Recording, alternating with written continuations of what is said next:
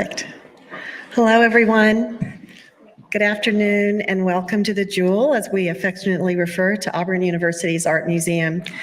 I'm Cindy Malinick. I'm the director of this astonishing place, and it's my sincere pleasure to welcome you all today here in person and online as we are live streaming for our first Auburn Southern Art Forum on Auburn Southern Art and Culture. As we do with all of our engagements, I would first like to acknowledge the history and stewardship of the original homelands and territory of the Muskogee Creek people, upon which Auburn University is sited. They lived here until forcibly removed during the Trail of Tears. I call forth the creek because it's important for us to always respectfully seek to understand our place within that longstanding history. Well, today is finally here at the beginning of Black History Month, with relevance infused throughout the museum. Though for us, this forum is something dreamt of for some time and not specifically planned for this time of year. Instead, as the Jewel celebrates its 20th birthday as a university art museum, a teaching museum, we wanted to establish a new initiative that excavates and honors legacies and roots while looking to the future, all through a museum lens, and this season just felt right. My staff often hears me say that I believe that museums should be brave places, and places that nourish the soul, replenish the spirit, and awaken one's consciousness. And I'm certain that the Jewel will be that place today, especially as we learn from these astonishing artists and scholars assembled here to explore with us notions of memory, place, and agency. The Forum for Southern Art and Culture is envisioned as a gathering to further lead and shape creative scholarship through the visual arts lens and museum education. With Auburn uniquely situated at the crossroads in a region rich with many kinds of makers, the Forum is a place to explore and define Southern arts, broadly defined as works in the field of fine art, craft, decorative arts, architecture, landscape architecture, design, and performance, all related to the southeastern region of the United States. As a university art museum, the Jewel offers the opportunity for object-based research and instruction, high impact, co-curricular, and multidisciplinary. The remarkable art collection that we steward, grounded in the 1946 Advancing American Art exhibition, with objects created primarily by women, people of color, and immigrants, today encompasses works by artists from around the globe and those closer to home, many of whom are or were influenced by this vibrant yet complex area of the United States. That collection in this place are the resources that can foster much needed dialogue. With more than 85% of Auburn students from the American South, our hope is that an annual forum will be another way in which the museum promotes cultural competency through connecting faculty and students from across campus with other acclaimed artists and scholars committed to visual art. This year, the forum is framed by our current exhibitions. The coming year's forums might be framed in another way. We don't know. We'll see how the future unfolds. I want to extend my deepest thanks to the museum staff. Each one of them has played a critical role in making today happen. It's been years in the making. I'm also grateful to our donors for investing in our programs, and I also want to thank the Office of the President for its support. So the Jewel anticipates a profound and insightful afternoon, delving into this semester's exhibitions, which I hope you got to see before you came in, and there'll be time during the break as well. Beginning with Black Codes, Art and Post-Civil Rights, Alabama. Dr. Aleesa Alexander, guest curator, We'll be talking with the storied and beloved Alabama artist Lonnie Holley. We could not be more honored to have them and all of our artists and guests and you with us today. So be well, everyone. Make sure your cell phones are on mute. And thank you for being with us. Please join me in welcoming Dr. Alexander and Mr. Lonnie Holley for kicking off the forum.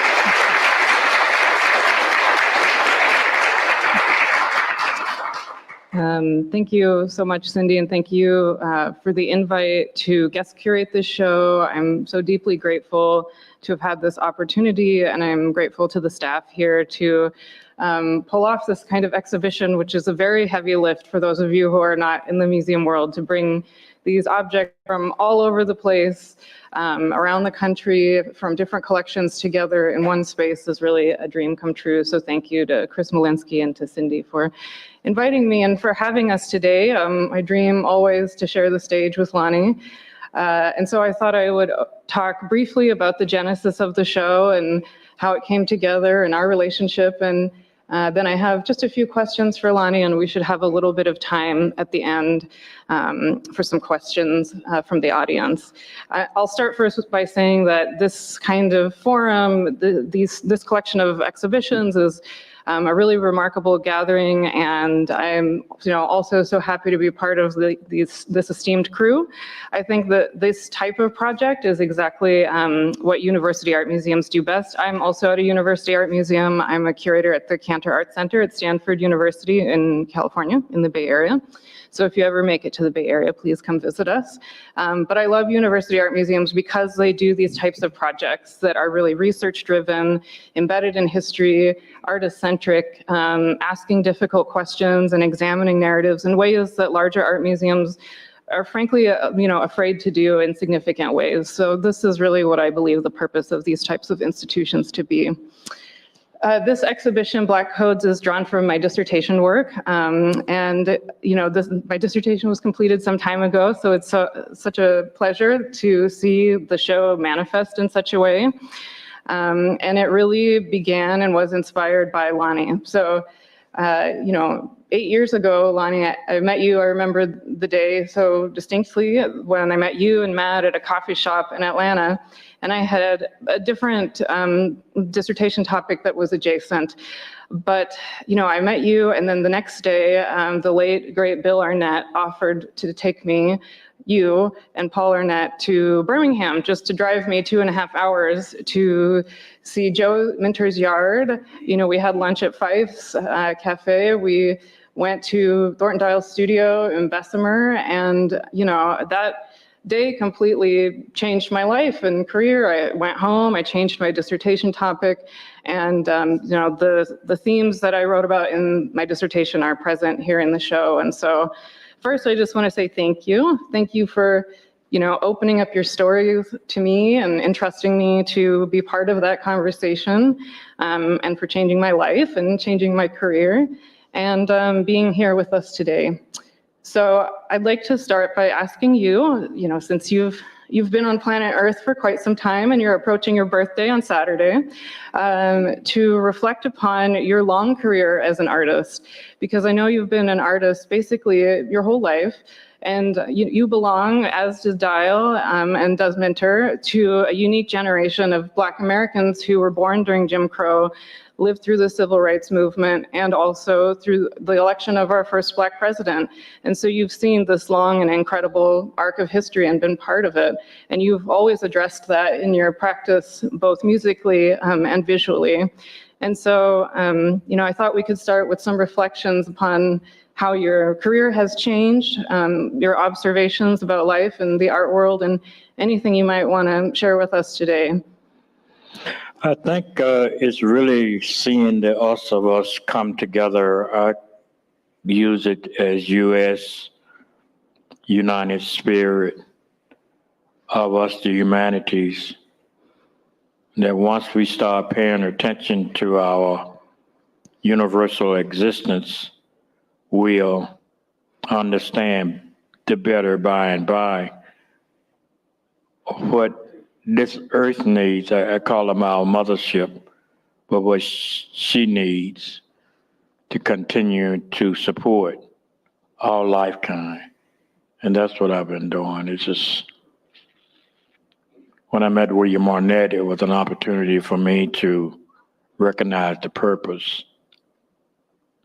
But by, just going to the Smithsonian for those 2.5 weeks, just going from gallery to gallery, seeing what mentally could be done from human brains. I think if we just really, really recognize and realize the power that one brain have once he's born or once she's born to develop. And that's what art has been for me, a constant development of my own character. One thing I really like about your practice, and that you really taught me, because, when I was in graduate school, you're so entrenched in seminars and books, and that is where you think art history lives. But when I met you, it made me really realize that art history and history lives in people, right? That you are the bearers of historical memory, and that you are the best keepers of knowledge about your own lives and histories. And so that's something that I really learned through working with you. In my capacity as a curator in the Bay Area, not that this is necessary, it's not completely analogous, but I have the privilege of working with many artists who were survivors of Japanese American incarceration during World War II. And being able to work with them and have them illuminate their stories through their practice has also been really rewarding. And I do think that having access to history in that way is so important. And so I'm curious if you see yourself as a kind of historian in a way, or does that come into play when you're making work? Is that sort of at the forefront of your mind, or is it just what happens to be what you're addressing because it's your lived experience as well? I think so much has become the burden that I carry on my shoulder because of the time that I was living through, and seeing the continuing development of America. And if America wasn't willing to change her ways or his ways or their ways, for us, the humanities, we were going to be continuing to grow in a fucked up America. And if we are not willing to look at potential values of the students, that's what I looked at. I've been working with students for as long as I could know that I was doing, because I was a student myself. But learning from the ditches and the creeks at a very early age, of what our waste potentials were and how devaluing they had become with the many, many landfills and all the other trash, garbage, and debris people's hid to throw away. We call it, I'm a sneak to do this. I snuck to do that. And we did these things because my mama taught me, you can't wear but one pair of shoes in your grave. No matter how many thousands of pair of shoes you have, you can't wear but one pair in your grave. So if we look at the way a lot of the things was actually entombed with the human bodies in the earlier period, mostly everything that the human had was put in their tombs with them, all the way down to the earliest part of Africa, burials. We got to look at the burial rites and how the burial identification showed us our clutter, our trash, our garbage, and how it would override everything we do and become a hazard for us. So for me to have learned really about 2.5 when I was living at the Alabama State Fairground in Birmingham, Alabama, right up the road, I learned. And it was kind of scary because you saw everybody just coming to the fair. They flushed in there, humans after humans after humans, just coming to see what was on exhibit. And it was really them on exhibit for me to see. It's like if I was chosen to be somewhere, why not put him down at the fairground and let woman to woman hold him from 1.5 until he turned about 4 years old? Give him 4 years of nothing but the fair. and the human actions. That was something else. And then growing out of it in a whiskey house with all kind of music playing, drive-in theater right in my backyard, seeing some of the early movies of the 50s. It's not frightening, but it's actually, it teaches me if I go wasting all of that now, I must be a fool. Mhm. And I'm not a fool. I'm not stupid. I may not have a Holley education as some people with degrees, but I have a degree in earthly reality. Mhm. I want to ask you about, for those who aren't as familiar with your practice as some of us are, how you came to art making, how you came to making your sandstone sculptures, for instance, which are represented in the exhibition. Oh, look, I timed that so well. Right there in the back I of us. definitely did that on purpose. How did you come into art making? Would you talk to us a little bit more about these sculptures here? The sculpture that you see with the missing head. Out of all those faces, you could see I didn't know nothing about. In a sense, to me, I didn't know nothing about it. But to the formation, it might have had to come from that abstract look to the most perfect piece of sculpture that I could do. And what is the perfect piece of sculpture? Nothing is, because all the material is of its own sources.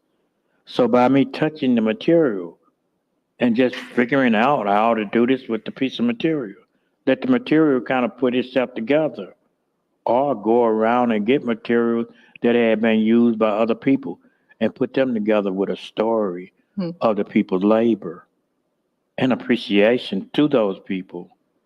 That become the story. And that sandstone was sort of like a local material, right? Something that you had, it's a unique material to me and something that you had access to around your home, right? It was a foundry material that they used in Birmingham, Alabama, and other parts of America and all around the world. To Birmingham, UK, the sister city of Birmingham, Alabama, and it was almost like a moldering foundry situation city over in Europe. So I was looking at, okay, this is what is this? And how is this? But the material itself were a inner core liner of the mold. Mm-hmm. So when they pulled whatever they pulled, and a lot of things, I love the cast iron. Cast iron back in the day ruled, because all your motors for all your vehicles was cast iron. Mostly everything was a cast iron product. The pipes, the water fountains, the water spigots that's on the side of the road, the light fixtures, everything was casted. So, or it's I lived it and snuck into those places to see the formation of it. I didn't never know that I was going to one day use this material to start making baby tombstones out of it. I started making baby tombstones out of the sandstone for my sister's two children that had got burned in a house fire. And it kind of changed my life because the material itself challenged me. And it still challenges me. When we are challenged with something, I think I learned it best that you can't give anybody something until you took something away from them that they did not need. You have to take something away from them and replace it with something. And that's the gift of appreciation. Show them that you appreciate their human being first, human brain second, thought smithing third. Thought smithing is a word that I put together, but it's something that you put your thoughts in a grinder and you blend them and you take them back and you take them out, you dehydrate them, you let them dry. It's a whole process. And I imagine my words is kind of, in a sense, they're confusing, but I think at some point in the future, there are going to be enough analyzers to analyze all my thoughts. And Can't wait for that day. I want to go back to this sort of question of materials and that you were sort of touching on. And, I bring up the sandstone specifically in part because that's how, one of the ways that you got started making art. And it is, sandstone, as Lonnie was mentioning, is a material discard product from the iron foundry, from, making steel and iron, right? And so, you're looking at this material that's widely available and, discarded around the area. But then when you're in Birmingham, you realize that the steel and iron industry is how that city became wealthy, right? That's why the city was born. And then you realize, that those who were working in the foundries and in the mines were largely Black laborers who were leased through this convict lease system that was established after the end of slavery. And so essentially slavery manifested in a different way in Birmingham. And so, even just by using sandstone like that, you're kind of indexing this very long history of Black labor and presence in Birmingham in this distinct way that's maybe not obvious, but you are using the power of the material, right? You're respecting the history and the power and the intelligence of the material. And so that's something I've always really respected about your practice, is the way that you understand that materials have their own intelligences and their own histories, and that part of your role as an artist is finding ways to access that. And earlier in your career, I think other art historians and other curators have thought about your use, Mr. Dial's use, Lockett and Minter's use of found objects as being a decision that was mostly out of necessity because that was what was available to you. And I do think that that's probably true, right? That, yes, it was, because these sort of found materials that you were accessing were available and just part of your everyday landscape. But we also know that artists are very deliberate in the way that they make decisions about what they choose to use in their practice. So the way that I like to think about it is to look at these assemblages that you're making, these objects, as a series of very thoughtful decisions about what you are looking at in the world and what you're sort of choosing to bring together. So I'm wondering if you can talk to us a little bit more about your decisions materially, your uses of materials, how you think about, what you're looking for or how things come to you, how you bring things together. Walk us through your process and your thinking a little bit. I would have to say that spirituality itself is a universal purpose, and we can easily get lost in that because we are, one would say, once I was lost, but now I'm found. A lot of times the material will help you find yourself. It helps you realize who you are. It helps you look back at your grandmama, your granddaddy, your great-grandparents, and see what they have done. And you go seeking to find out more. You become the representative of the unspeakable. They could not speak. They was too shy to tell. They were scared to tell because master would beat the hell out of them or kill them. So you get that part that you got now, as one would say, the code, the sacred code. Find something that could speak for you and become that, not only the totem of your memory, but it become the pole that you would tote with the sign on it, where you won't have to say a thing on the picket line. You can go marching and you hold this pole and everything is written on the sign. You feel better not opening your mouth because can't nobody see where the word came from. Can't nobody throw no brick in the air unless they got a target to throw it out there. See, so all of those things played a part in our art. The art itself became very, very sacred. Not only did it have hidden information, but it had people that was born in those areas like Mr. Dow. He was born in the country. He was born with the fish. He was born with the animals, the creatures. He knew how to use and saw the deteriorating of whatever, or the breakdown in the biohazards and materials and whatever. You understand? So was I. I was crawling up and down the sewer pipe when I was 1.5. That probably was my first baby trip. Crawling up and down the sewer pipe because I wanted to go see the animals. I wanted to see each one of the venue, what each one of them had on the exhibit. And all of this stuff was blue ribbon material. Everybody was bringing their materials to get a blue ribbon for it. So was our blue ribbon baby? Well, I the one that was going to one day give the ribbon a material value. When I met William Arnett, when I saw what he was interested in, and I looked at him, and I had traveled to the Smithsonian, came back, met Bill, and then thought about it. And I told Bill, I said, Bill, these 2 books that you're about to put together, Art of Vernacular, Southern Artists, they are pictorial information. These are pictures we're looking at. When we look at those pictures, our mind go all which kind of way? Which kind of way? I just not made that up. But the tape recorder got it. That's right. Which kind of way? Okay. When we try to figure out the which kind of ways, that's going to take us back to everybody that has ever been creative.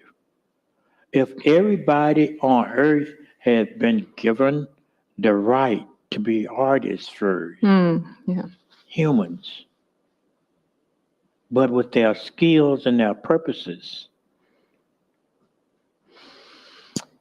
You know, one of the most powerful works in the show that I'm so thrilled we were able to include is your piece called 3 Shovels to Bury You. And it is, you'll see it in the exhibition. It's across from this wonderful work by Joe Minter, and you'll see kind of the motif of shovels throughout the show.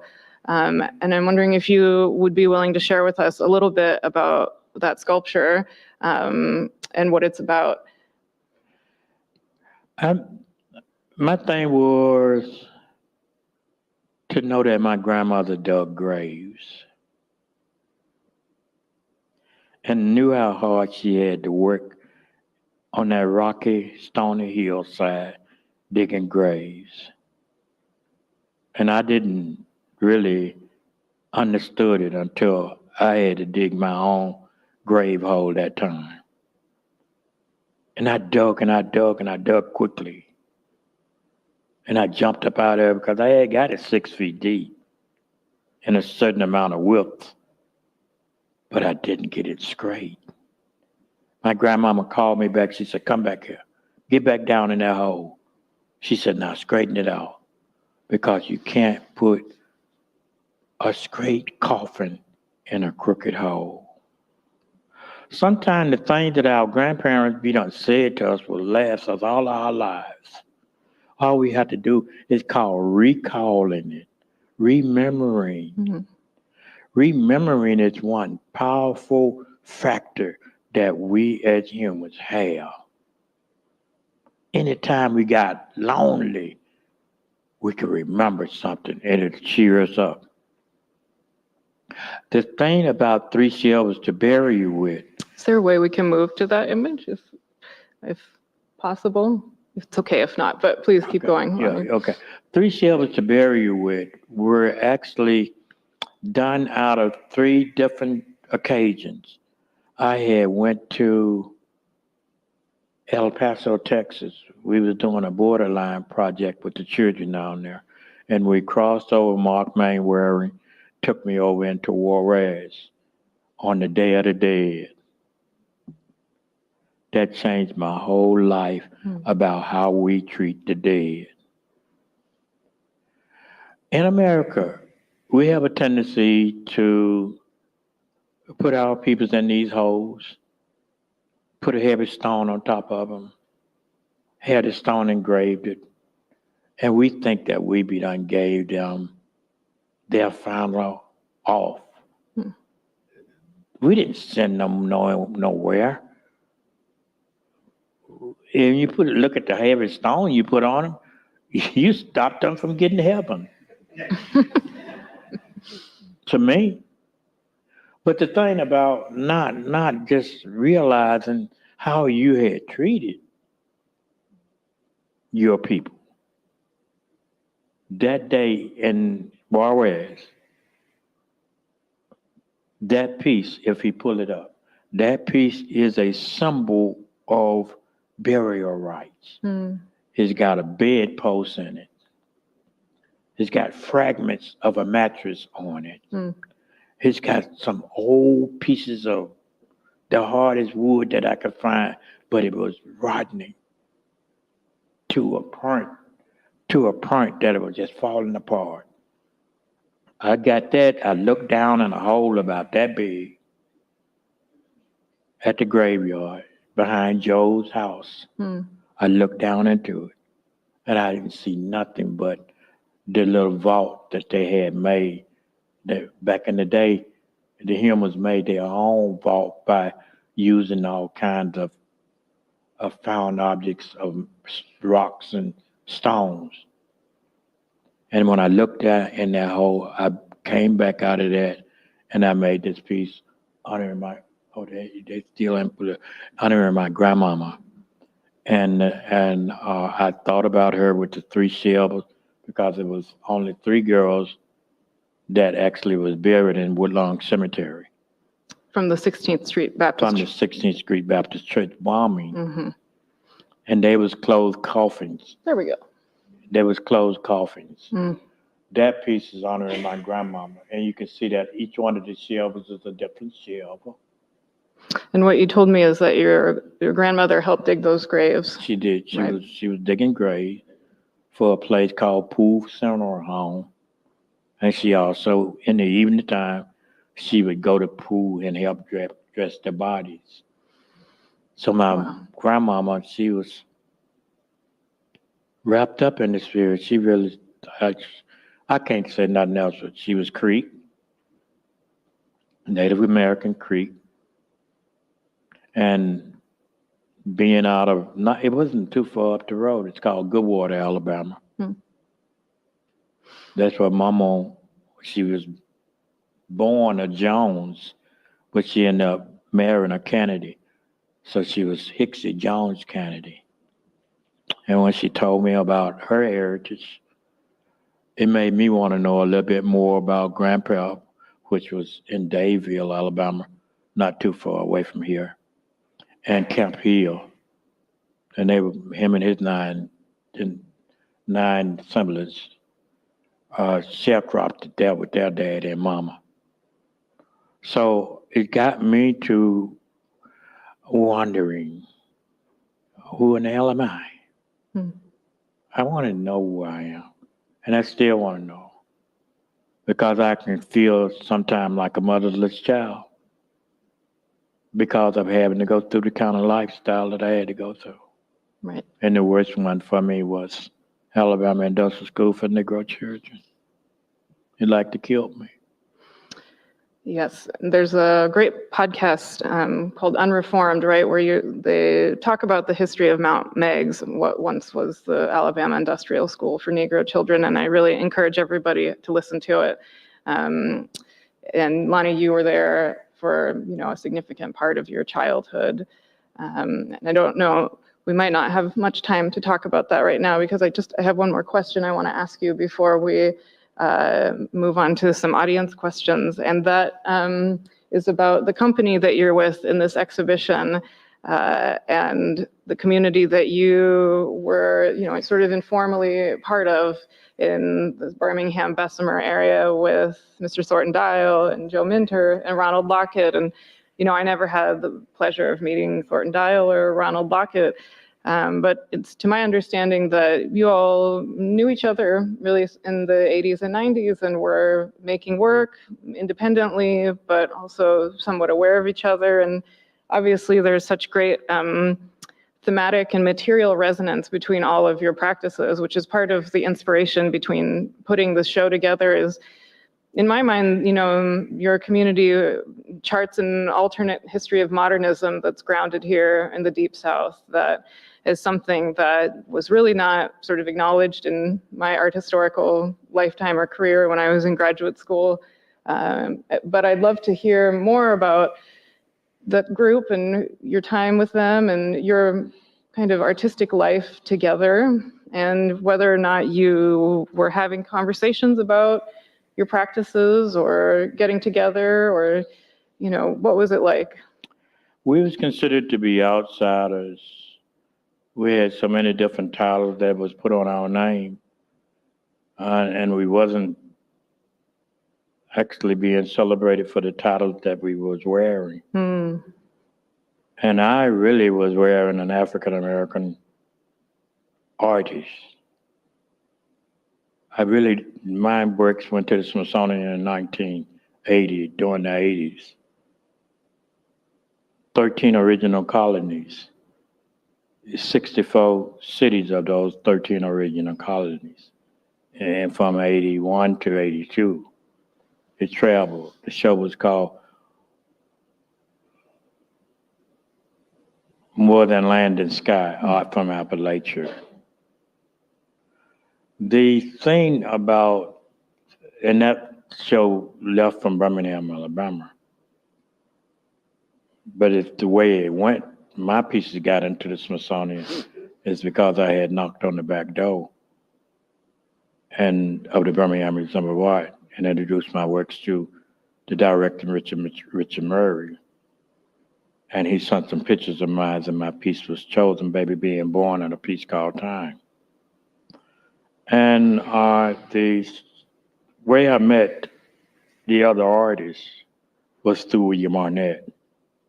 We had got together after Bill came to my environment in 1986 or 84. And he started collecting works to be put on an exhibit for 1996 during the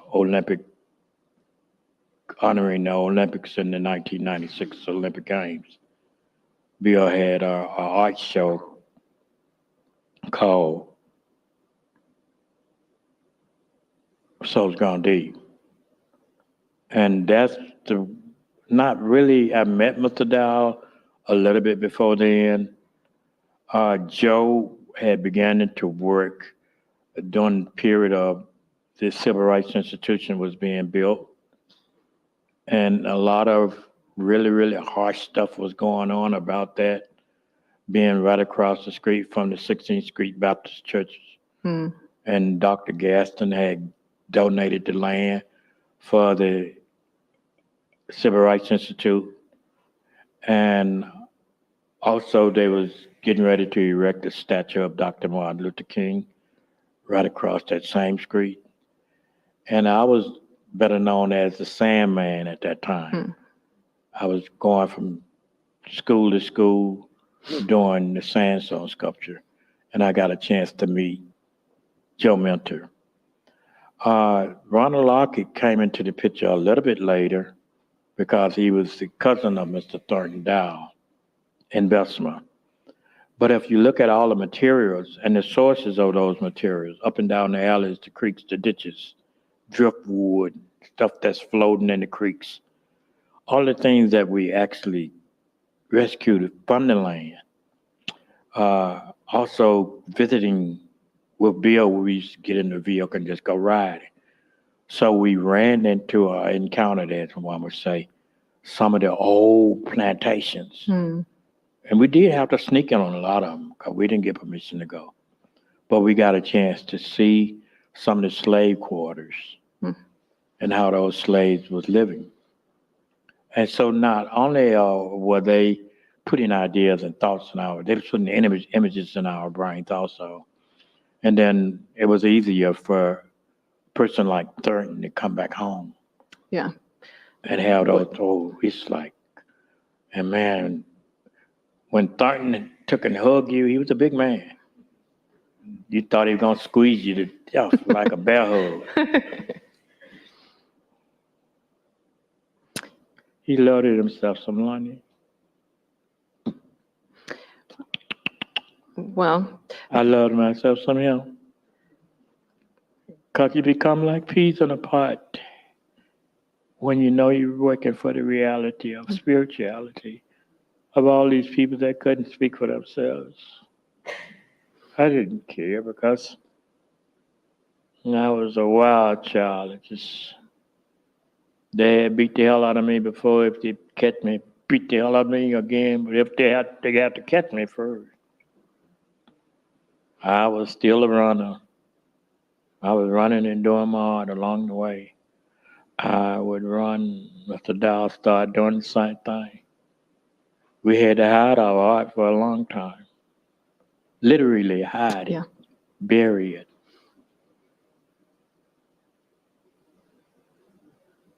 well, I think that's one of the really powerful things about what you and Minter and Dial and Lockett do is this powerful and beautiful shared ethos of speaking perhaps alongside or for those who couldn't speak and couldn't share their stories in such a powerful and visible way. And so that's really what I was hoping to capture with the show. We had a blind man hawking bowlings up in Memphis, Tennessee. We had Hazelhurst, Mississippi, Mary T. Smith that could hardly even vocal out her intentions.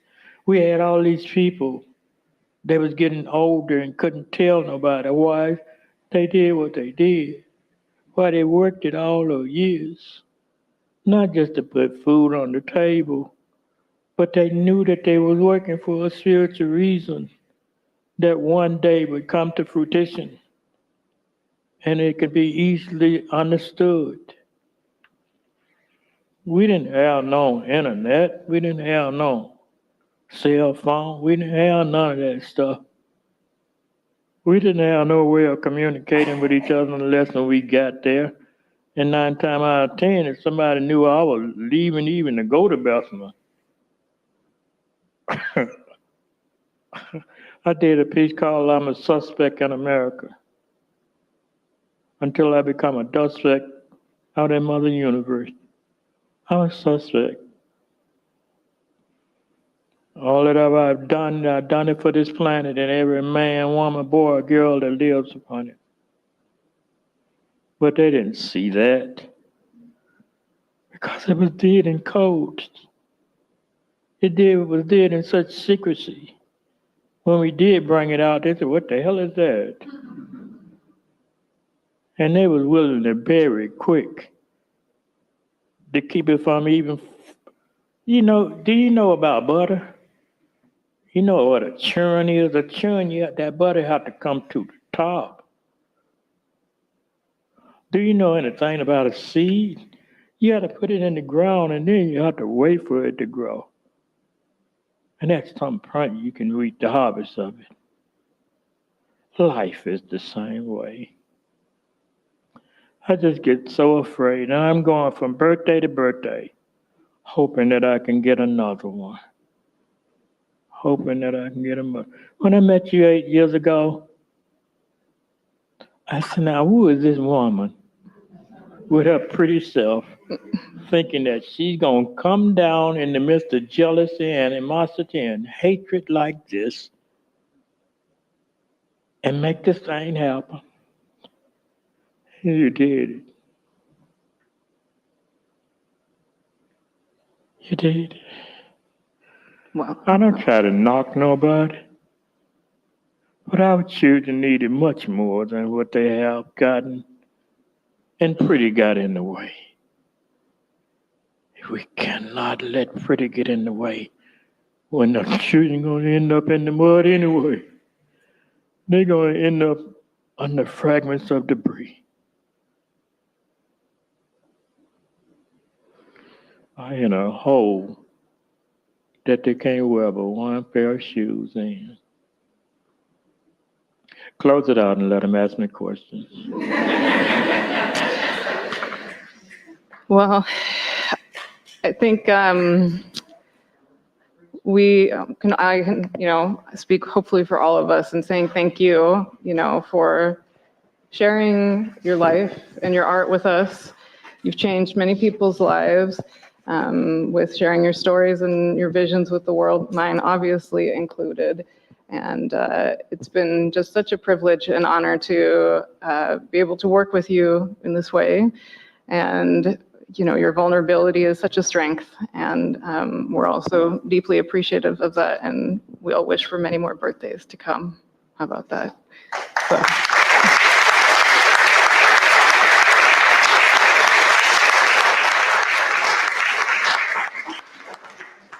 Do we have time, Chris? We have about 5 minutes. We have time for a couple of questions, and we can walk around and pass a microphone. So if you raise your hand, I can get a sense of who's interested in the question, and we'll come to the first person.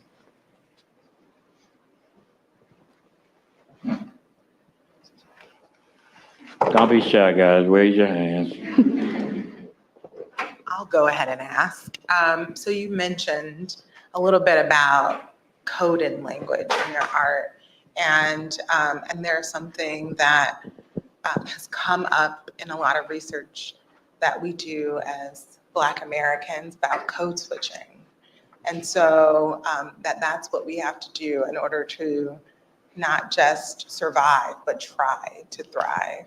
And so I would love it if you could talk to us about some of those codes in your art that you mentioned and speak life into them so that it's recorded and we always know what they are and we can go back and look at your art in those codes. I think it's recognizable.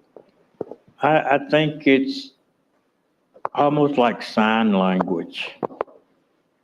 I think it's almost like taking a little bit of the word and smithing it. I call it thought smithing. Just rearrange it in your thoughts, and then you say it. It's a code to it. Somebody got to figure out what the hell he just said. Or what did she just say? I know she ain't said that about me. Some things we say make somebody else get angry. And they really doesn't even have a reason to get angry. But because they can't figure out what you just said, it's almost like you threaten them. You made their brain have to work in a different fact. You just, okay. And then you send them home to lay down on your thoughts, not their own. Because they still trying to figure out what you said. And sometimes they'll wear that all the way into the bar. They get, God damn it, I can't figure out what he said. You get so mad until that makes you want to slay the person because you couldn't understood what they said. That's what happened when we was brought as slaves. The slaves was uttering something that the captain didn't understand. Captain gets filthy drunk off of rum and thinking he know, yeah, I'm gonna analyze this shit before it's over. Before we get to shore, I'm gonna be done work this out. He or she don't be done worked out nothing. So they sell you. The next master you get, he don't never understand. You sell you again. You keep getting sold up and down the rivers until your death, because they never understand you. We was speaking in code, living in code. We was cooking in code. Throw this and that together. Why is they eating that? You know what I'm saying? I wouldn't get that shit to my house. Turn around, you got it as a gourmet meal on your table. Can you dig what I'm talking about? The whole thing is, are we going to wake up to the fact of being who we are and understand that we are people that can figure each other out if we allow them to figure us out? Otherwise, I'm going to be a puzzle. I'm gonna take myself apart just for you to try to put me back together. You ain't never heard nobody tell you that, did you? Because you're talking to Lonnie Holley. Because I don't took myself apart so many times for somebody else to put me back together. Anyone else? Anyone else have a quick question? Well, in that case, thank you both so much for being here. It's an honor to work with you.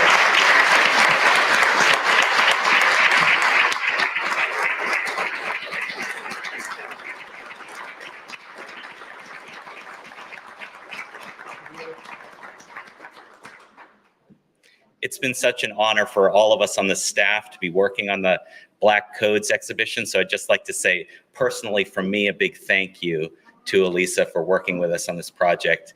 And in some ways, we've been talking about it as a kind of pilot project for the kinds of major research projects we'd like to support in the future. For those of you that don't know me, my name's Chris Malinsky. I'm the Director of Education here at the museum. And it's my pleasure to welcome Bethany Collins and Janet Dees to the stage to talk about Bethany's amazing exhibition. If you haven't seen it yet, I hope you can at the break. Janet Dees is the Stephen and Lisa Munster Tannenbaum Curator of Modern and Contemporary Art at the Bloch Museum of Art at Northwestern University, and recently organized a Site of Struggle, which was at the Montgomery Museum following its debut in Chicago. I met Janet about 2 years ago through our colleague Erin Northington, who's the Director of Education, and they at the Bloch, and they were kind enough to come down and talk about a Site of Struggle. And as soon as they came and we connected and started talking about our goals as an institution, they said, "Do you know Bethany Collins?"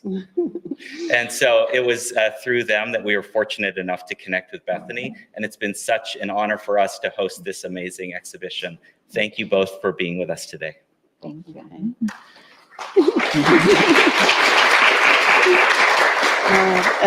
Thank you, Chris, for the introduction and for the invitation. And also thank you for having us come after Lonnie Holley. Yeah. I don't know how we're going to do that, but we're going to do our best, right? That's true. Because you are nothing to sneeze at either. So Bethany, it's such an honor and a pleasure to have this opportunity to be in conversation with you on the occasion of the opening of your amazing exhibition here, Accord. Thank you. And also on this first Auburn Forum for Southern Art and Culture. And as I said, this is, we're here, it's a Southern art and culture, right? Discussion and engagement in the South has been something that has been a consistent theme in your work. Mm-hmm. And you were born and raised here, but that doesn't necessarily mean that it had to be a topic of that you engage in with your art, right? But that's, on view in this exhibition through several of the works, maybe most acutely the work that's on the screen now, the Southern Review. But it also, I remember the first time I did a studio visit with you seven years ago, and you were working on the Birmingham News series, right? So can you talk a little bit about why this interest in the South and these artifacts of Southern culture, particularly literary culture? Yeah, it's nice to be here. It's nice to be home. So I grew up in Montgomery, Alabama. I would like to say that the first two rows here, right there, all my kin. So I mean, broadly, I love language. I have the faith that I can claim as a kind of faith in language for its capacity to connect us at its best, that if we can find just the right words, there is nothing that we cannot feel connected about, understand, have some sort of resolve towards. And then on the flip side of that, language is an extension of us. It's a very human endeavor. And like everything we do, there is some inevitability of failure. But language holds both of those things. And that also feels, I was talking to my sister yesterday and I told her I was coming to this forum and I was like, tell me about what it means to be Southern. What do you think about when I say that term? And part of it is the inherent contradiction that is also then embedded in language. Capacity to connect, it is inevitably going to fail and fall apart. And it always holds those two contradictions just side by side. So the Southern Review is, well, yeah, so a lot of times the language that I am drawn to is the language of others, and it comes from usually from someone else. Maggie Nelson talks about this in her essay, Writing with, for, and to others, this necessity for someone else to say the thing in order for her to understand the world. So when I moved to New York for the Studio Museum in Harlem residency, I think my bio was outside the door. And so people were coming for studio visits and they were reading that I was from Alabama. And I kept getting this question over and over again. Oh, and they would do this weird little shoulder shrug when they asked it too. Let me move this so I can do my shoulders when I say it. And I'd be like, oh, how does it feel to be a Southern artist living in New York? And it's that thing that feels like, I don't understand the question. I had never thought of myself as Southern until the question. So to grapple then with that there's a problem in the text, there's a problem in the asking that I don't know how to respond to it, and so I'm deeply uncomfortable. I found the Southern Review literary journals as a response. So they've been published since the 1930s out of Louisiana State University. It's a very prestigious journal. I think artists tend to know it less, but writers know it. And it's like the Paris Review. Sometimes it is about the South by Southern writers. Often it is not. It is not necessarily regionally specific. And so I started to rip apart the pages of the journal, looking for titles that felt like, oh, that could be a response to the question. What does it mean to be a Southern artist? Maybe somebody else has said it better than I can. And then I'm a very regimented person. So then I started to fill in the body of each page's text with this really soft, velvety, rich charcoal. And that was a way to reimagine. When you say Southern, I think of a body that it is not mine. And so I could reimagine the body of what it means to be Southern. What does it look like to be Southern? So footnotes and titles, captions, authors' names, that's untouched. It is only the body that is rethought and reordered, filled in with this charcoal, and then is transformed in the process. So the work became a response to the question by the end of it. I was going to say they told me not to point them out, but my parents are right here. So I did a tour with them through the show, and I mentioned that the early works that I made, you have to tape off very precisely the body of each page's text. And then I would fill that in with charcoal. There's soot everywhere. It's the extra soft Faber-Castell charcoal. If you're ever looking, it's the best one. But it's everywhere by the end of this process, except on the page, I was trying to keep that so precise and neat. And taking apart the tape, sometimes the page would rip. And the whole thing I thought was a failure. And so I would throw those away until I realized that was the good stuff. It's like when my hand is I'm choosing pages, I'm rewriting, I'm reordering and editing. My fingerprints are all over the by the end, that's the good work. And somewhere in there, I still couldn't answer it if you told me this is my response to that question. Oh, okay. There's so much in there that wants me to go in three different directions in the one that I was going to. I think first, let's go here because you talk about the physicality of this process of engaging with this material. So it's not just a kind of reading of language and then manipulating language, but it's this very physical interaction with these texts, right? And so it's you talk about this process of using charcoal to really work and black out parts of the text, and I really always found this so compelling in your work. Particularly I'm thinking about this series where there's this kind of tension or this poetic dance between obscuring things but then simultaneously revealing things. And so could you talk a little bit about that, both in terms of technique, but also conceptually, what is it, there's one aspect of it that's this physical technique, but then there's also this conceptual thing of some part of the text is being obscured, others are being then it's highlighting, right, and drawing our eye to other parts. And there are things like within those original source materials that were being obscured, and that your engagement with them might like be revealing other things to us. So could you talk? Yeah, I like this question. Thanks. Yes. Well, so in the Southern Review, all of the works in the show are from 1985. So they're special edition Southern Reviews. And the first one that I came across was 1985. It was all African-American writers. And the editor's note at the beginning, contributor's editor's note at the beginning says something akin to, we haven't had a lot of Black authors up until now, so here they all are, right? It's the special edition. And it's an attempt to, a good attempt to fill the gap, right? Or there's probably another term for that. So the journal is already kind of doing this admission of that the record they have kept, it is the Southern Review of all literature that is most prominent across America in the South as well, that there is an absence in the archive. There's an admission of an absence. And so actually with that first special edition that I found then, the rule that I came up with, which is always, the body gets filled in, everything else is left untouched.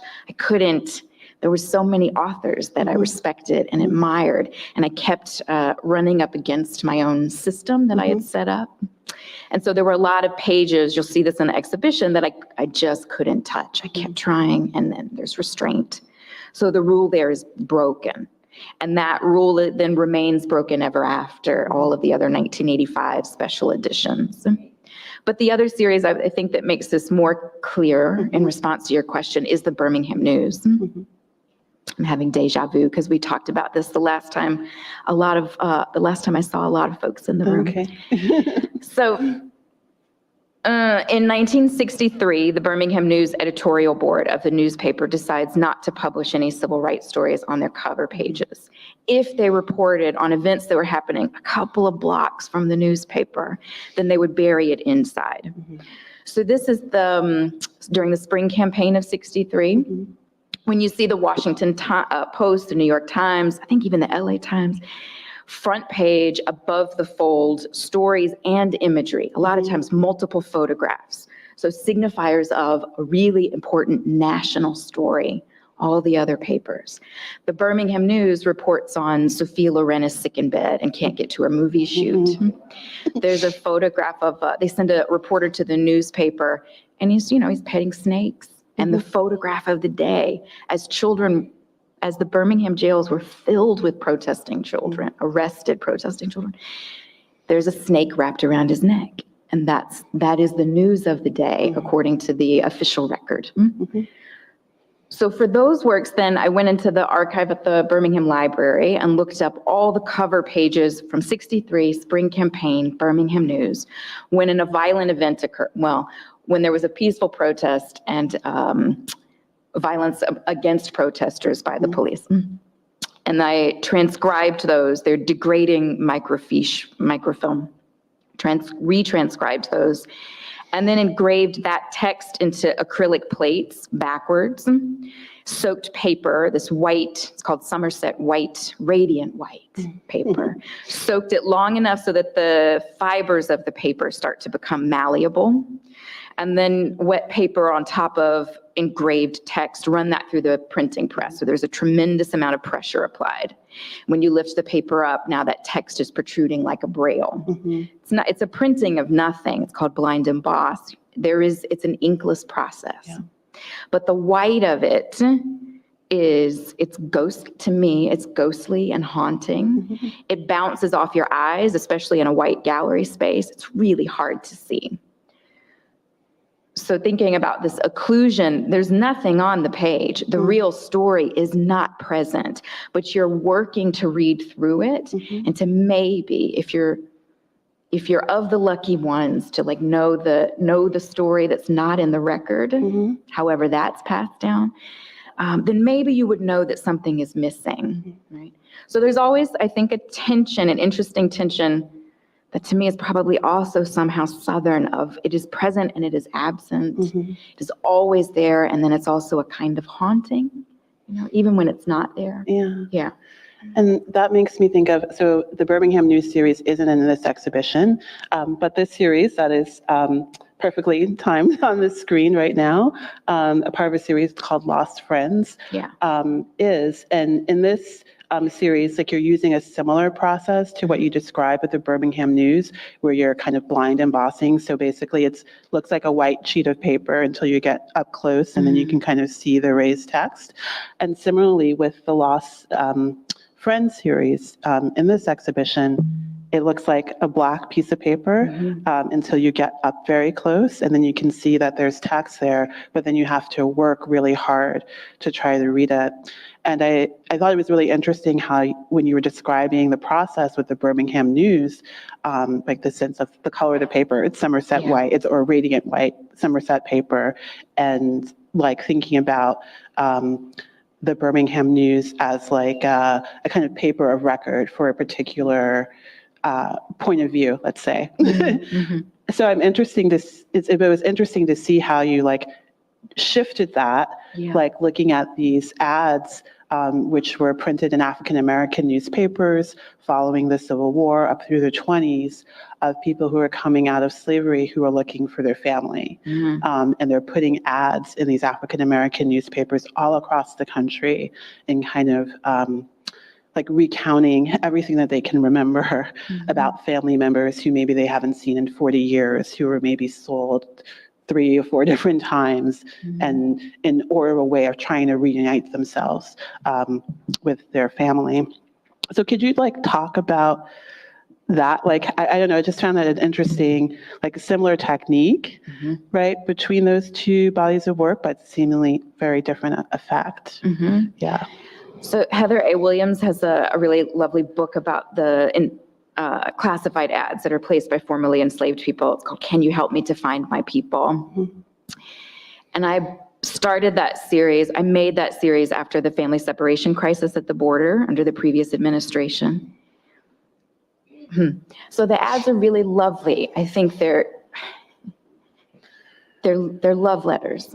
They are everything that you can remember about a person, a loved one, in the hopes of reunification. A lot of times, no, sometimes people would post every year, and it became a kind of annual, I mean, a shot in the dark, but a ritual kind of shot in the dark. And then sometimes you'll just see one ad one time in the hopes of. Every once in a great blue moon, it would actually lead to reunification, but it was rare. Not everybody, literacy was not the highest, and then not everybody was getting the paper. I think that a lot of the Black newspapers were shared. There's some statistic about 6 times. They would share the page 6 times. And then ministers would also read those ads from the pulpits so that the word got farther. And when you hear them over and over again, you can start to hear a kind of chorus of asking.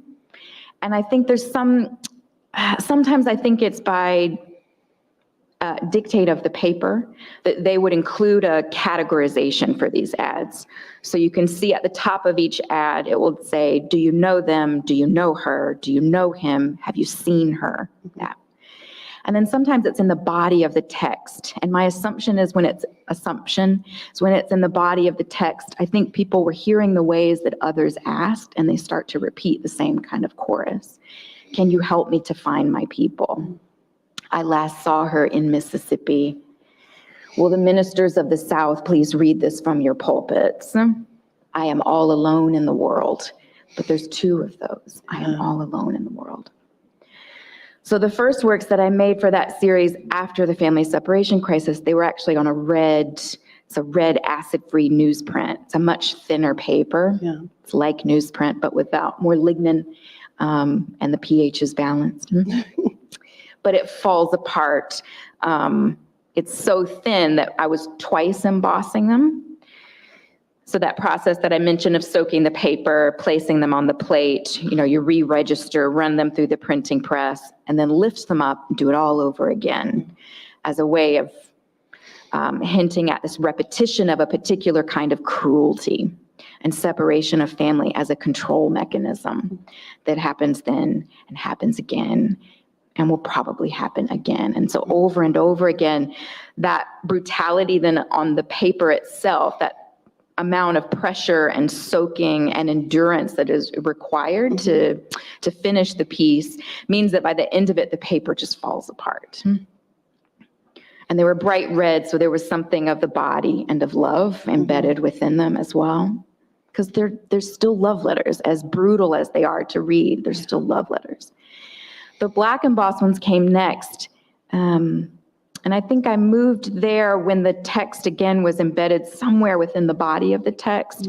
Then I shifted them from red to black. And different than the Birmingham News, which is on that radiant white paper, it bounces those. They bounce the light on your eyes. You have to struggle to read them. The black embossed Stonehenge paper, it soaks up all the light into itself. It holds all the light of the room. And so your struggle to read them means that you must get as close as possible. And that the pain of the text maybe is somehow transferred back onto you. That they're not easy text, and they're not easy to see. A lot of times people after the show will come up and ask me, those are really beautiful black paper works. What is on them? I'm like, you just have to get really close, because struggling with the text is part of the conceptual heart of the work. Yeah, I was in the gallery and I didn't bring my reading glasses. Yes. I'm at that age, right? I have two pairs of glasses. And so that sense of like getting up, getting close and having to read. And that's such a like beautiful thinking about like how the process is like supporting like the content and like the emotional like register of the work.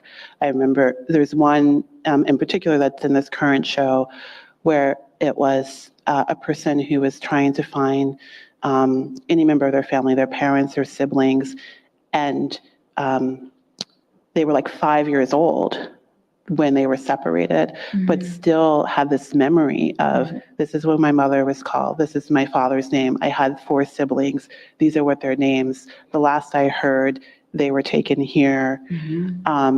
So also the thing that it points to too, like this thing you talked about, memory and remembering, but also that like that network that folks are forming, so that even 20, even as someone who was a 5-year-old who was separated, up until a certain point, we're still like able to get some word of movement about where people might have gone and what they've been. I don't know if that's something that resonated with you as you were doing the research around those works, or of connection. I mean, I think that's the beauty of that black newspaper, is that when the record for the city, the official record, doesn't show it, there are other sources.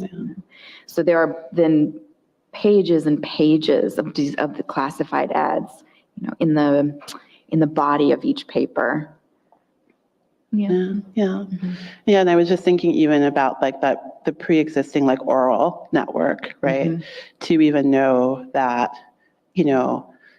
okay, I was 5 when they were gone, but to know that, okay, they went here and then maybe they were here, right? Like last I heard, they were in Alabama, even though I might be in Mississippi or something. I don't know, there's something in there, I'm not quite sure, but that was just something that really like resonated with me, right? About, Lonnie was talking about codes and language and how we kind of created these ways of communicating. I don't know, that seemed like to rise for me in that work. And then thinking about African-American institutions, like the Black newspapers. There was another body of work in this exhibition called the Old Ship series that is so beautifully cited. So it's in a different gallery, but if you look from the room where the Lost Friends and the 7 Review are strewn, you get this like beautiful section of the series of these works. And these works are cast paper, but also cast paper that's been mixed with kind of dust that's like, the result of pulverizing granite from a decommissioned Confederate monument.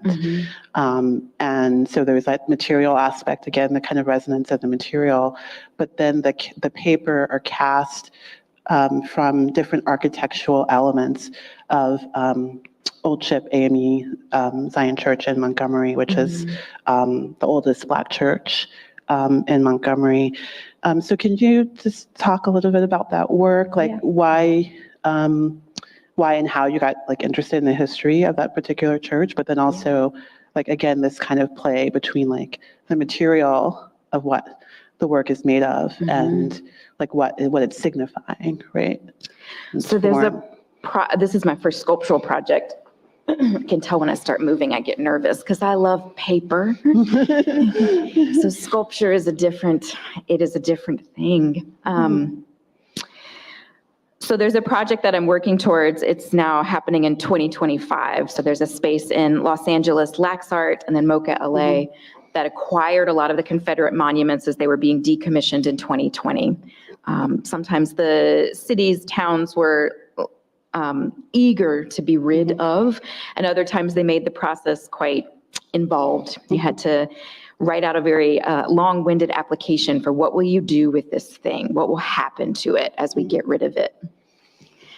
And so LaxArt is commissioning a lot of artists, several artists, to make work with or in response to these decommissioned objects. So I got the Stonewall Jackson base. You know, the Stonewall Jackson Monument is in Charlottesville. But it's actually not the most contentious. I think there were a lot of protests as Lee came down, but everybody was so focused on Lee that Stonewall came down without a hitch. It was very quietly decommissioned. And there's the great metal part, Jackson is on a horse triumphantly marching through, but then the base of it is, I believe it's a pink westerly granite from Rhode Island, if I'm not mistaken. It's stone, it's out in the elements, it looks more gray unless it rains or unless you put a little bit of spit on it, and then you can see the pink of the stone come through. So I'm thinking about and working towards that project, which is a recarving of the stone. But in the process of recarving, the dust that is cast off from the carving, I'm saving. And that dust then, as the monument is pulverized, I save and mix the dust to mix into these handmade cast paper works.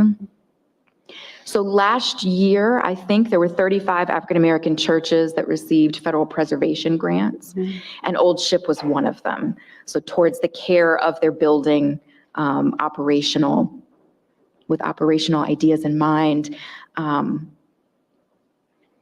chose Old Ship because it's the oldest Black church in my hometown.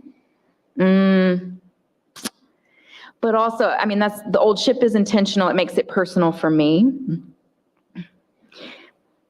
But there's a larger idea of, there's a Roman tradition of, I think it's damnatio memoriae, that you do not let the image of a traitor exist on the landscape. And we have long allowed the images of traitors to exist and be exalted on the landscape. And as those monuments then come down and are utterly, in my case with my project, destroyed, the space that is created allows for the exaltation of another space.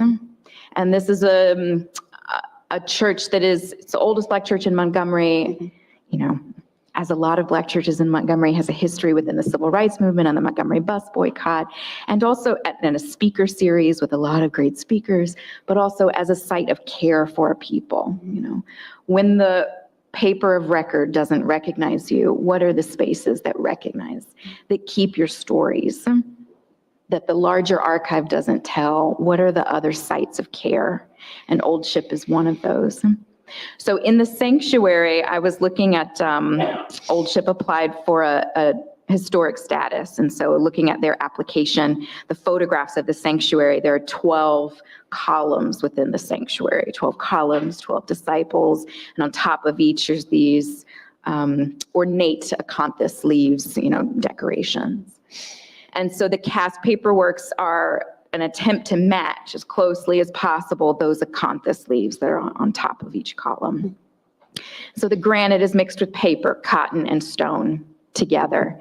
And they really are neither by the end of it. If you look at them, the stone still glitters through, but the edge, you can see the fragmentation and the tear of cotton, of pulp.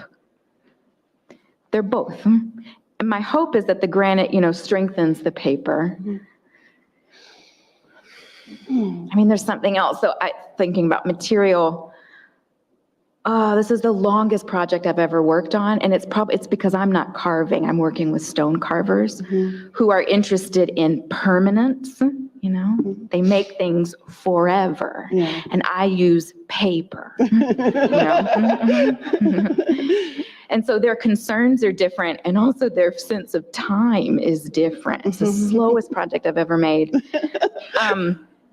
But I think the work, there's something in that, you know, stone is forever. It is the monument on the landscape that is supposed to represent our beliefs now, far into the distance. And I think Elizabeth Alexander talks about this, poems as monuments, that they are a belief right now that is supposed to, what we believe, but cast into the future, that poems and monuments outlive their makers, you know? And so paper to me is much more akin to poetry, and paper represents us much more than, to me, much more than stone. You know, it's fragile and it's temporary, as with the Lost Friends series, where the paper falls apart, but also once they're dry, they seal themselves back together and they're much stronger than they look. They won't continue to fall apart. You know, paper can heal itself to a point. That there's something about that confluence, and maybe, I think it's the contradiction of paper and stone having to abide one another in the same body forever, that feels like a monument that I'm comfortable with, you know? And that's such a kind of metaphor, right? Thinking about the source of that granite and the paper and the mold, right? This idea of these two things of having to abide together, but to create something else also, right?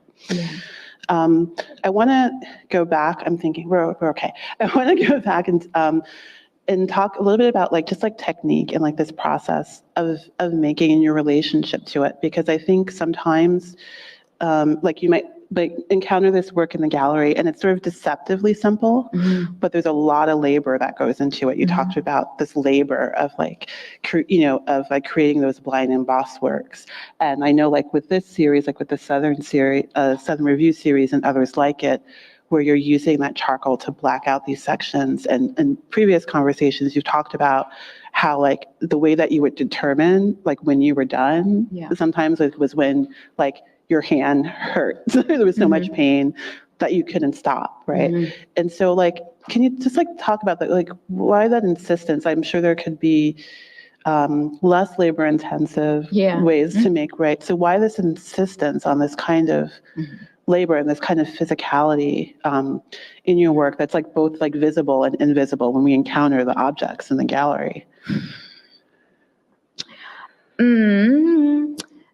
The first time I used language I was in grad school and I was making work about race and identity. And it was odd statements that people were asking me that felt like it didn't have anything to do with the work I was making, that it was much more about the asker's attempt to understand something about my identity, tell me the good shit. And so I started to take that language that I was hearing in my critiques and writing it over and over and over again. I never knew, it's like that Southern question, I never knew a good response in the moment. You know, some of the early questions I got in critique were, don't you think your work is a little elitist because I don't know that history? I know, furrowed brow. Or, what was it? Maybe if you I made a paper bag piece, and the critique I got was, well, maybe if you make it into a slave ship, then I would get that it was about race. Thank you. And then I realized that was one of those coded moments where all the Black people in the audience were like, yeah, okay, I know what the paper bag is about. And so I think to eject that language from myself so that I didn't start making work for someone else, making 100 little slave ships just to be understood. I started to write it over and over and over again. Maybe if you make it into a slate, maybe if you make it into a slate, tiny letters, and I would deconstruct it. It was obsessive, but it was also then an obsessive kind of meditation for myself. So I was trying to understand, what were you really asking me? What should I have said? And then if I ever get this question again, I'll have the answer. But only in the 100th time of writing the thing do I feel like I'm prepared. I got it. And I think there's also something of, writing something 100 times is that you make the language manifest, the word made flesh. You feel it. And you don't understand it until you can feel it. And so I was trying to do that. Yeah. And so I could obsess forever. And so I came up with a limitation for myself that I'll write it until my hand hurts. And then I know that I'm done. Whatever the thing looks like, by the time my hand hurts and there's some sort of feeling, For me, it was pain. I don't think it always has to be, but some sort of physical alertness, then I know that I'm finished. And I have to put it aside. And I kept that limitation a lot of times, the laboriousness. Sometimes it's painful. Sometimes it's just, it's an obsessive repetition. I know the answer. It's to make it physically manifest, but it's also, how you can say something so many times that it loses meaning? You can divorce a word from its meaning, and that makes room for transformation. Or you can say something so many times that it becomes a prayer. What is prayer but a repetition of hope, Or if not prayer, then a chant. And if not a chant, then an incantation. That something about language becomes potent in the repetition of it. And so I have to do it so many times to increase its potency. I think I'm still interested in I still really enjoy laborious endeavors. It's how I make meaning. But I'm no longer interested in pain being a requirement for that. Yeah. Where does labor, where can it be so laborious for my sake without the physicality of my body, a negative physicality in my body? Okay. I like that. Right? Yeah. It sounds good. Yeah. Okay. So in order for us to have time for questions for the audience, I think I only have time to maybe ask you one more question, but I have like two. So I think I'm going to, I'll pose them both and you can choose which one you want to answer. Okay. The first, because there's this one body of work that's represented in the exhibition that we get a chance to talk about, which are the Rose Ballads. Yeah. And this interest in song and kind of American popular songs, and particularly patriotic songs, has been in growing interest in your practice over the last couple of years. And so if folks saw your show at the Montgomery Museum of Art a couple of years ago, you did a whole series around the song "My Country 'Tis of the America" and hymnal, and how there are all these different variations that kind of speak to you, all these different perspectives. So one question would be to kind of talk about that interest and and how that connects to the Rose Ballad series. Or, the title of the exhibition is a chord, right? Which is a very kind of potent word. And a title, and from what I understand, it's this biblical reference to the book of Philippians, with Paul's letter to the Philippians. And I wrote it down because I want to quote it. And it's so embarrassing. My father was a minister, but if I appear and misquote it, I will be very embarrassed. So it's 2 Philippians 2, right? To fulfill you my joy, that you be like-minded, having the same love, being of one accord, of one mind. Often a title is a way of framing how you want people to encounter or view, or kind of setting up the work that's on view. So my other question might be using this title as a frame, what would you hope visitors were taking away? So either you can talk about song or you can talk about the title. Listen, I'm going to try and do all three. Oh, no. Okay. Well, Chris might kick us off the stage. Chris, But, Okay, song. Okay. I think song. It's like Jeopardy, song. Okay. Song for 500, Janet? Okay. $1 million. So after the 2016 presidential election, I got interested in contrafacta, which are songs that the melody stays consistent, but songwriters would rewrite the lyrics over time for different political, social causes. So My Country 'Tis of Thee, the Star Spangled Banner, Battle Hymn of the Republic have each been rewritten at least 100 times. you know, the tune is still really familiar, mostly, but the lyrics shift for suffrage, temperance, lots of prohibition versions, native sovereignty, revolution. The Confederate versions sit against the abolitionist versions. They are often in direct contradiction to one another, but they hold the same patriotic tune. So they belong together. I usually then bind 100 versions of the same song together and then burn the musical notation away. So the thing that should hold all these contradictory versions of what it means to be American in one text, in one body, are absent, and only the differing lyrics are left legible. Again, they must abide one another in contradiction, and it's not a peaceful abiding. You know, they don't like it, they do not agree. Accord. I think I made that work. I made those hymnals right after the election, and they were actually a really fruitful reminder for myself, because I never think of others when I make work, and I never think of others when I never know how to answer that question. I always answer it selfishly. I make the work because that felt like a moment of, I know this place. And I do not know this place. What does it mean to love a place that doesn't always love you in return, you know, in that post-election moment?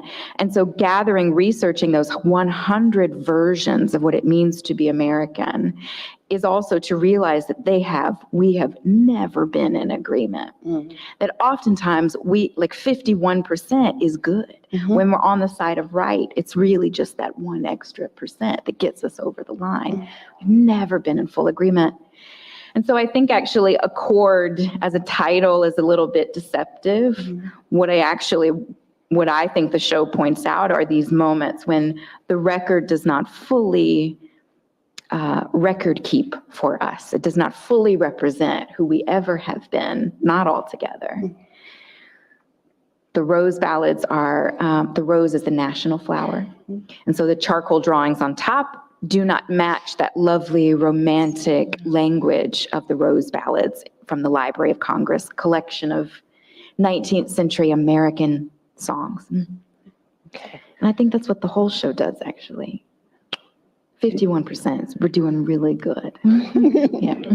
All right, thank you. So Chris, do we have time for, I think? We absolutely have time for a couple of questions. So again, I can walk around with the microphone and raise your hand if you're interested in asking a question.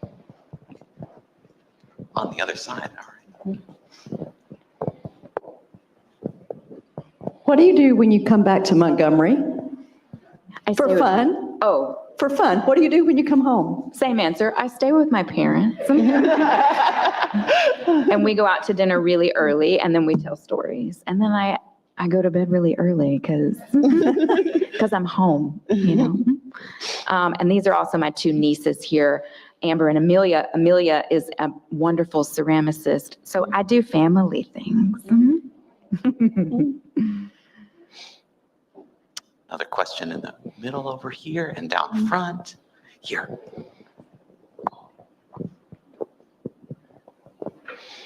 Could you say a little bit more about that commission for the Monuments Project? I'm really sorry that a Southern institution didn't come up with that idea and sponsor that, but it's great that someone did. So how did you, what invitation did you get? What kind of direction, and what are you hearing from the group? I don't actually, they haven't announced the artist list, so I am as eager to know who else is doing it and what they're doing. Is this the one with Hamza Walker? With Hamza, yeah. Okay. So it'll be in LA next year. I think that Hamza told me what material was left, and I think it was there was a curator in Chicago who said, of course you picked the non-glamorous material. Like it's not the horse and the battle, which could be redone, remelted and redone into something really fascinating. But I wanted the lowly base. So, and I'm working with a stone carver in Charleston, and then a stone carver in Charleston, and I think I'm going to start working with a stone carver in Vermont as well. So I'll just say that the project is based on Decoration Day, which is the precursor to Memorial Day. Mm-hmm. And there's a snippet, I'm going to forget the book that I just read, but there's a snippet of a reporter who attends the first Decoration Day. So there's a reinterment of Union soldiers by newly freed citizens of Charleston. And they reinter the graves and they create this beautiful picket fence around, I think it's called the racetrack now. And then 300 Black children, I think, proceed through the town and lay, it's either the children or the women who follow, who lay flowers and wisteria, all of the springtime flowers. And the reporter says that they laid so many petals that not a speck of earth could be seen beneath. So the United Daughters of the Confederacy get asked about this first Decoration Day, and they say, no, we've never heard of that.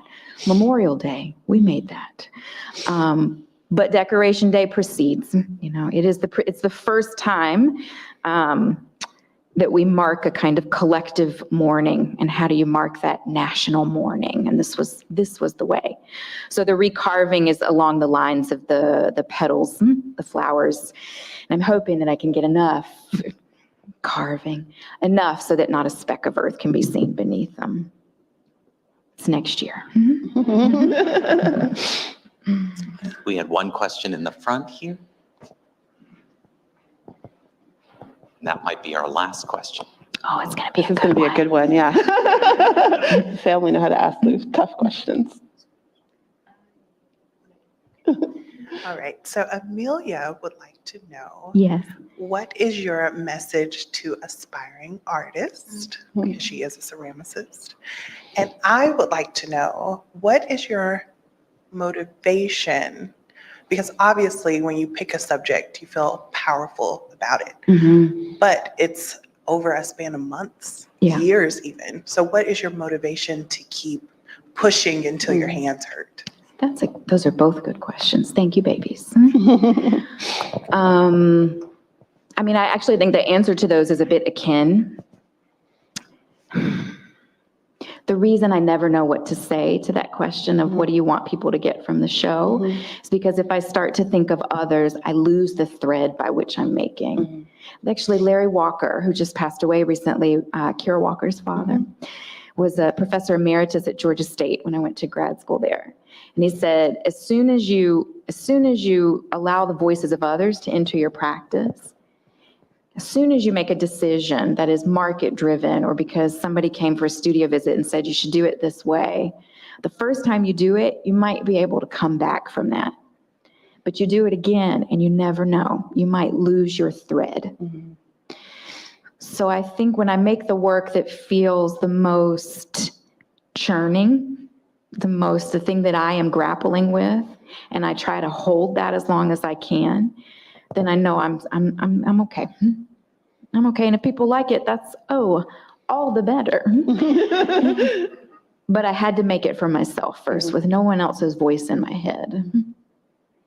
That's my advice. Okay. Well, please join me in thanking Bethany Collins.